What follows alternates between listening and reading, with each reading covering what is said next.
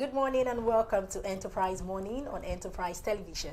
I am Kendi Bodrin. And I am Henry.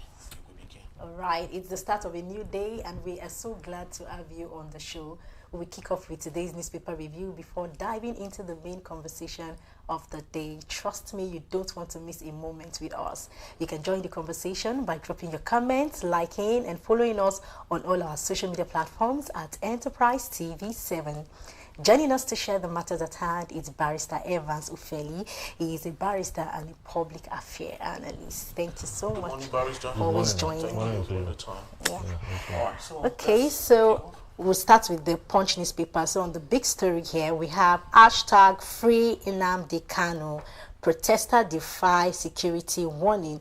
Vow Villa March. All right, just before we get into other stories, I would love to take this particular quote from Nnamdi Kanu himself, where he said, I will not leave Abuja without Biafra. Mazi Nnamdi Kanu declared, my mother died because of Biafra, my father died because of Biafra.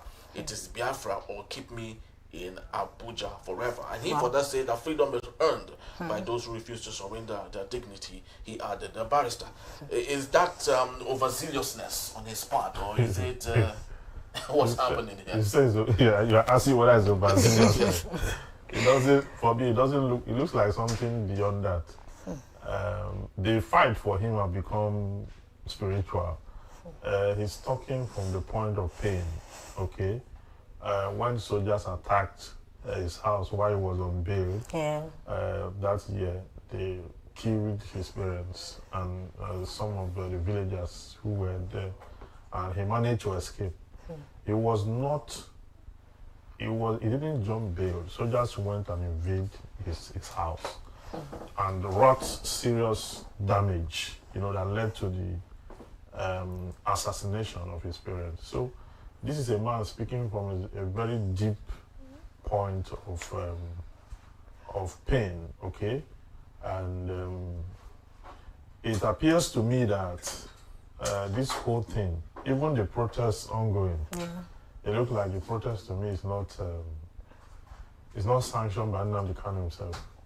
Okay. I don't think, because his last statement, he made, and he was also talking to the lawyer, also talking about raising funds for, his welfare and things of Biafra and the rest of that.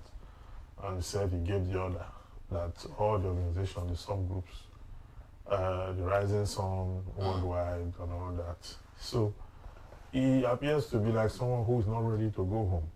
So which means the protest wasn't is done for some interest that we do not know. Well, not like people cannot protest and ask that somebody will release.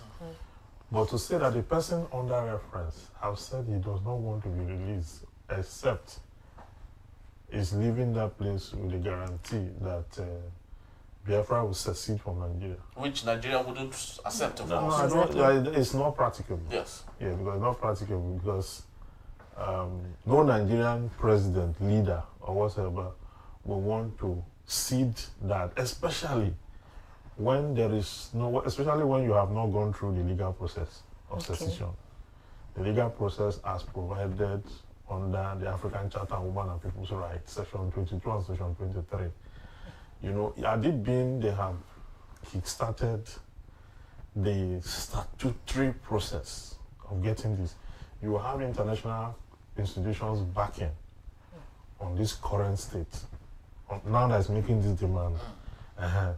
But the international organizations and institutions, on the basis of what are they going to step onto this demand? When the last time you tried to do the secession, it caused the civil war from 1976 to 1970. No, 1967. Sorry, 1967. 1967 to 1970. Okay. You had the Biafra War. Okay. Ended in 1970 and all the rest of that. Then the renewed agitation now. Okay. You are still going about it the same approach. The violent approach will not work. It didn't work before when it was likely to work. Now that Nigeria, because Nigeria was barely, how many years at the time? Barely 60. Okay. So you couldn't get it then. Now that the country has consolidated, moved from that republic to a fourth republic, and the fourth republic have seen 25 years of democracy. So it's an issue that is emotional, sensitive, and very critical. But I do not think in anywhere, form or shape, that Biafra is achievable through violence. I don't think so. I don't think it's achievable through making utterances that are, inimical to society. Because especially when you have an alternative, that alternative, however long, you can insist and keep at it as long as it's peaceful, then you will gain traction. You will gain followership, you will gain, you understand? A country like Yugoslavia, they broke up into 6 different countries in one day. That's when you have Czech Republic and the rest of that. When Yugoslavia, and when you look at other democracies where you have, even though there's no referendum in the constitution or plebiscite or whatsoever it is, as the constitution is currently constituted, you can still do something about it by that window. And the African Charter of Human and People's Rights. In 1963, then we have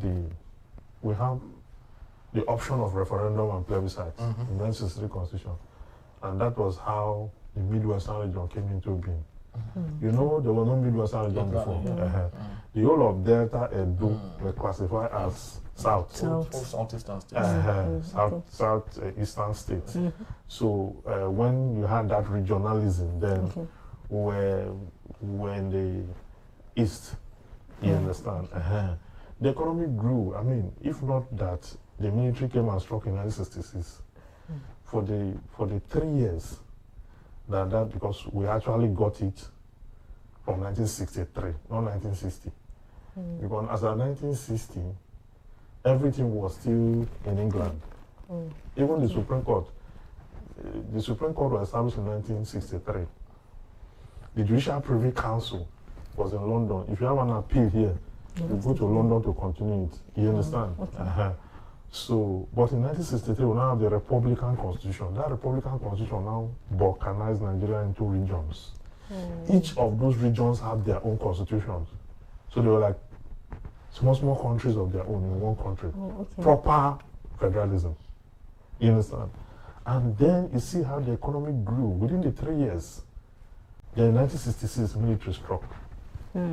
That's what disrupted it. January 15, 1966, we had that issue. And there was a counter coup again, because that coup was then classified as a one-sided one, because the people that were to be killed in the other side were not killed. They killed in one region. Yes. So the counter coup came, disrupted everything, and from that time till now, Nigeria have never been the same. So I don't think I guess secession through this way now the kind is going about it. Okay, so do you think the protesters could have come up with another strategy, or could have changed their plans instead of protesting? Could they have come up with another plan? No, this protest like even disrupted the main protests we used to have today. Remember today was the 2020. Yes.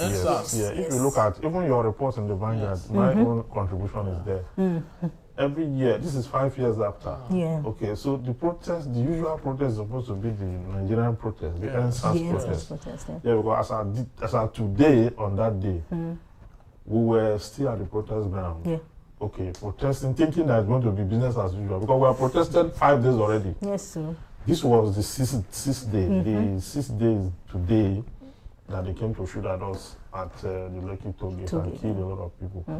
I was lucky, even though I injured, but I was lucky to scale out from the place. And so many other persons. So I thought that was a protest we were talking about, or that was going to happen, but because the organizers of this other protest had already fixed today. So the other one did not, a lot of people are just writing and talking about the day and the rest of that. Then the radio, TV stations, everyone is talking about what it mean to the Nigerian 5 years after. Yeah. You understand? Of course, it's a day of remembrance now for those we lost, and it's part of our history. Yes. Very well said. All right, so let's move on to another big issue here. Okay. Federal government backs the DHQ as coup rumor sparks a political firestorm. Barrister, like people will say in local parlance, like play like joke, what we thought was not true is becoming true. That October 1st, which was supposed to be a day we should celebrate 65, was cancelled because of what we're having now, a coup plot. Right? So where do you think this is coming from? Who do you think have made this possible? How do you think this was bodged? If I were sitting on your seat, you know the first question I would have asked, which I will ask you now because we are doing like a conversation. Yeah. The first question I would have asked is, why is the federal government repressing that news? Well, they're suppressing it. No, they have not, because the military arm of the government has come up to say that it is true. Before now. Okay, before now. Before it, see, they cancelled October 1st. Yes. That issue, that what do you call it, coup, was planned, you know, to change the course of government by October 1st. That was it. But the federal government didn't have the courage to come out and say. It was premium times that even revealed before the army now came to talk. They kept quiet, they suppressed it. They did as if nothing happened. People were just surprised. No parade, nothing. Of all days. No celebration, no party, no nothing. So why was the federal government suppressing it? Why didn't they want it to go out? It's pure stupidity. But do you think Nigerians demand to hear that? Because it's a very sensitive matter, which you know how could happen in Nigeria. If the shelf period is not allowed to die down naturally, there might be an upsurge. So don't you think it's good enough to hide that in the freezer? Okay, an upsurge from the army or from the Yes, no, from the army. Possibly. Because the thing already is a failed one. The coups we've known from time immemorial. Once it fails, you understand, the news will be all over the place. And the persons who are involved will be identified. And they'll be court-martialed. You understand? In this case, how many of them have been arrested? How many of them is going through court-martial process? What is it? So I think, I don't know why they're repressing. They may have a reason. But I feel that something as fundamental, you know, it's part of our history. We have to record it. It has to be recorded. So if something like that happened, and then you are suppressing it, supposedly, until because when I started seeing it in blogs, I wasn't until I saw it in Premium Times. I said, hey, wait a minute. Because Premium Times don't publish. They are very good at investigative work and all. If it's not, what is from there, you know it's true. You understand? It was when I went deeper. Oh, this thing actually, you know, almost took place. And to say that the president was away few weeks before, because like Buhari, you know, they just told Buhari that everything's okay, you can go for Hajj. Yes. It was there when they took over. So this would have been a smooth. But nobody knows why it failed. But as much as military rule is not the best for the country, anywhere. It has never been the best for Nigeria. Let me not talk for the universal audience. Has never been the best for Nigeria. It's just that the way things are now, it doesn't look like this country may survive this whole thing, even if this won't fail, except things change. Because that was why I asked an upsurge. Because because the result or the reason for the coup has not yet been solved. It has not been solved. Yes. You are right. To say that, to even say that the way things are currently, civilians might even join the way they did in Niger, you know, and we're surprised at what is going on. So it is in the interest of the government and this country to ensure that they alert the public at every point in time. People need to know what is going on. It's not for them to share it and then cancel one thing, then later they'll come out and say, people will eventually know. So the best way I think this country can go is to seek redemption, proper redemption. Let's go back to the drawing board. This government is not working. This particular government is not working. The likes of the Buhari's government was crawling. You understand? This one is sleeping. Because it is becoming an ethnic thing. Because when you go through the comment sections and lots of people, some pundits who have equally analyzed, they've said, especially from the southwest of Nigeria, they have said, why is it that during the days of Muhammad Buhari, there was no, nothing like coup? Why is it that now a southwesterner is on the throne? The coup, of course, which lots of people have said is coming from the north. So do you think all of this might play a part? When the first coup happened, people also, what led to the counter coup? What led to the counter coup was that they said that the Easterners who were supposed to be killed, Azikiwe, Michael Opara, the rest of them, Ikoku, those ones were tipped off. They were tipped off like Nnamdi Azikiwe a day to the day flew into Ghana. And many of them, that was the accusation. Yes. But all the Northerners were all slain and killed. So that became an imbalance. So then I came together and did the counter coup and then made sure they carried out another operation. And so it became sectional. So anytime we talk coup, we must talk ethnicity. You can hear you can see the comments already. Say, okay, why is it that as if the Southwest, as if they are not going through the same bad leadership that the Northerners, the Easterners, and the Southerners are going through. You understand? That this is not to justify coup. Military government is never the right option. Never the right kind of government at all. It's never the right kind of government. For some of us that are born into the military rule, the full regime of the military rule, it's never an option. It was when democracy came that we now saw a different system of government for the first time. You understand? For those who were born into the military regime, it's not a good system. A system where the media is suppressed, the constitution is suspended, court will sit under tension, and democracy is nowhere to be found. It's not the one that those who protest them, once you protest, you first of all arrange your visa and everything. As you are protesting for the protest ground, there's what they call the Nadeco route. When you are going on exile, because you can't go through the airport, they arrest you.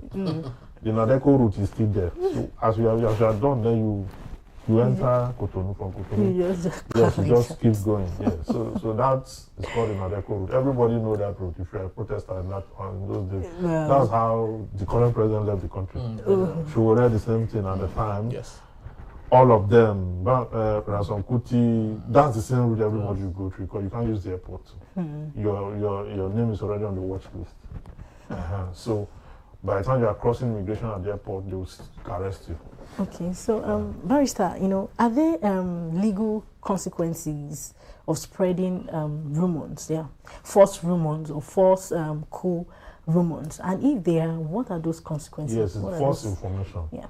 You can be charged for false information if it turned out to be false. But somebody will have to do the arrest. Somebody will have to write the petition and the rest of that. But in this case, it's no longer false because the government is confirming it. Confirming But before now, it appeared, when I read it the first time, which school? After 25 years, which kind of, are we in Madagascar? Madagascar just have their own... own uprising there. Madagascar and the rest of that.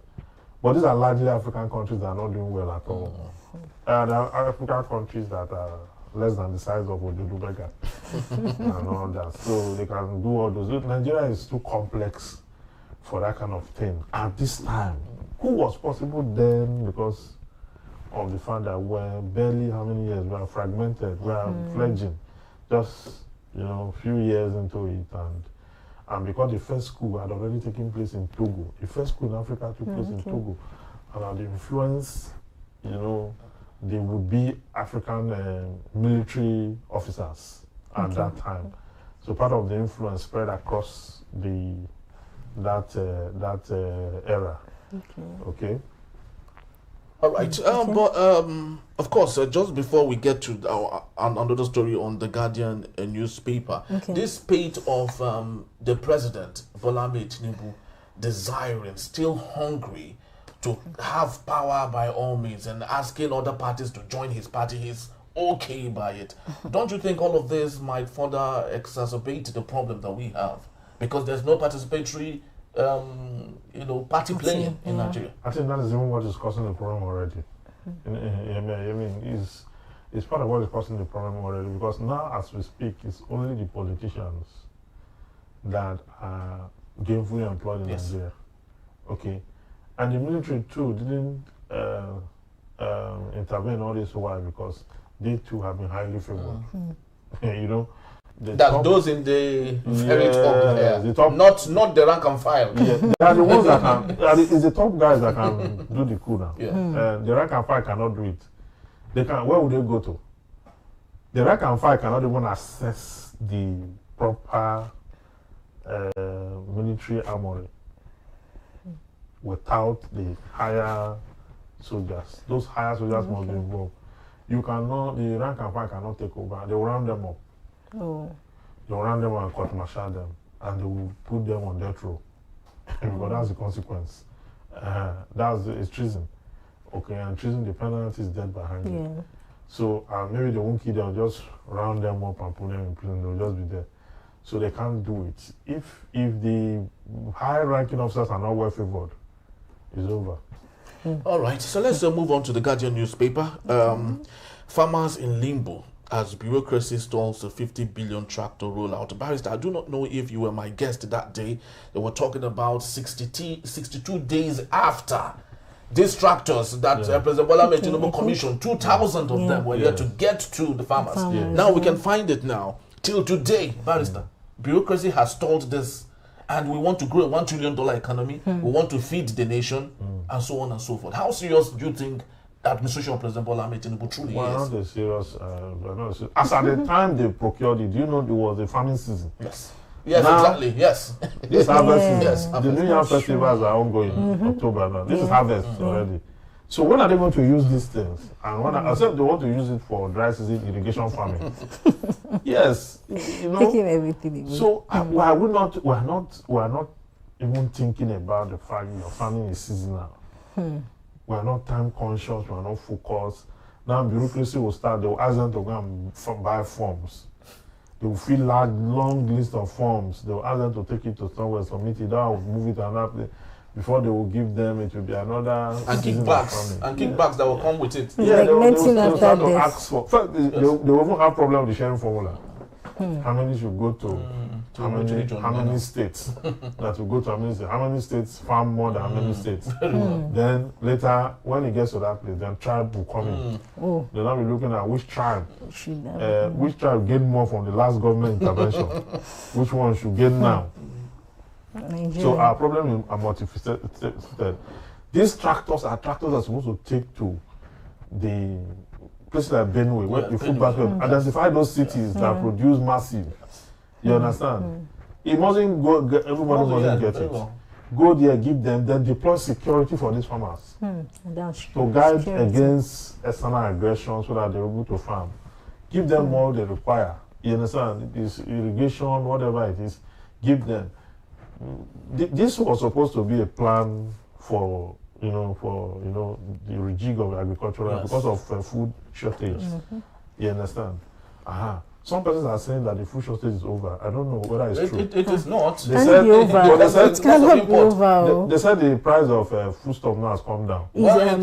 Some foodstuff like pepper and tomato. Okay. Has reduced. No, but they say rice is now 60,000. Yes, rice and even beans. Even less than that. In fact, Gary is the one leading. Now. Yes, when it comes to affordability, Gary is leading. It fell from it was very, very high. 20,000 to 10,000 per dozen at the villages. So it's cheap now. So it's coming down.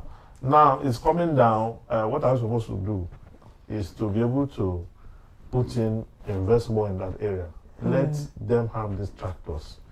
The tractors, you didn't buy them to just for decoration. For decoration. Give them drugs, give them fertilizer, give them what they need. Most importantly, give them security. So they're able to do what they're supposed to do. All right, Barrister, this should be a continuation, actually. You were my guest when we talked about the mathematics thing. Oh, yeah, that was last So week. here we have it again. Federal government reverses. You can see how stubborn our administration is. Federal government reverses policy on maths as parents, teachers protest. So you can see that the policy was even bad from the very beginning. It was a bad policy. Now, but I read the Minister of Education when he was talking about the fact that maths is still compulsory. It's still compulsory at all level. Yes. We said it here that day. Yes. We said it here in the announcement because it is now. But when you make it compulsory at O level, and you are saying it's not compulsory to present entrance during entrance because you are art students. Yeah, that will create opera. You know that. Yes, that will create because you can't just say that. You need to understand the functionality of mathematics in every. See, mathematics is a language. Yes.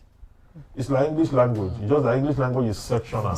Mathematics is universal. You know, it's universal language. Yes. Yeah, universal. Yes. Some people will just change and say they have their own is Roman figure or whatever. But it's still figures.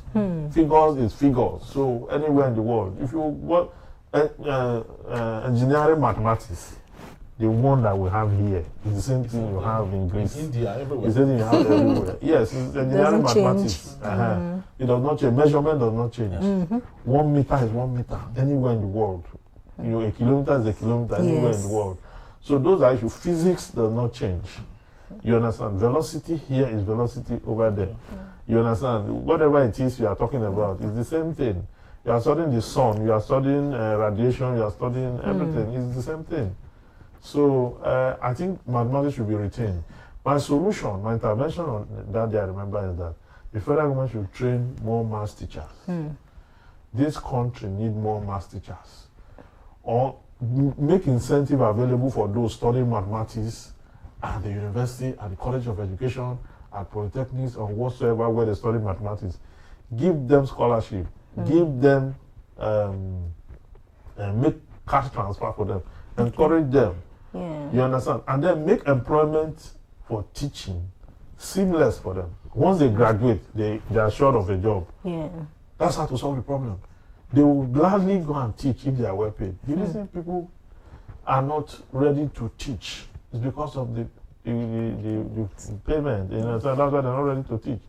If you pay them well, they will teach, and then you will have more of these hands. Even with the dilapidating structure of studying and all that, the Nigerian child is very good at mathematics. Yes, when Cadrell they were coming up with that program that time. Yes, we were all happy to see. We were all happy to see a child. You are asking a question. You have no. In fact, the moment the question is asked, they've already run the formula through their brain. Some of them don't even write. Yes, exactly. They don't even write. They've gone so far that they don't even write. And then, but because when you develop that, you are not going to have more engineers. Yes. Now, these engineers will now make a demand. It will not be compulsory for the country to, put facilities in place for invention. Nigeria should be the whole African market that Japanese, Chinese and all that, where people are going to buy cars in China, go to Japan, America to buy. That whole African space is supposed to be Nigerian market. Yes, if Nigeria had developed expertise in production of cars, production of inventions and all that, if we had done that, the whole, because it's just as big brother, the whole African space, you understand, it's supposed to be our market. You understand? In fact, the Japanese will have to come and negotiate with us. Yes, sir. Before, because we have African Union, and trade is encouraged under the African Union. So, but we didn't utilize it. We didn't utilize it because we saw oil. The moment we saw oil, even agriculture, we threw it from the window. So that is the problem we're having now. All right, we would leave it at this point. We have other interesting stories, but for the want of time, we just have to leave it for this particular segment to say when we return. NSAS at 5, the struggle that never ended. Barrister will still be here to take us on that. Don't go anywhere. I'll be right back.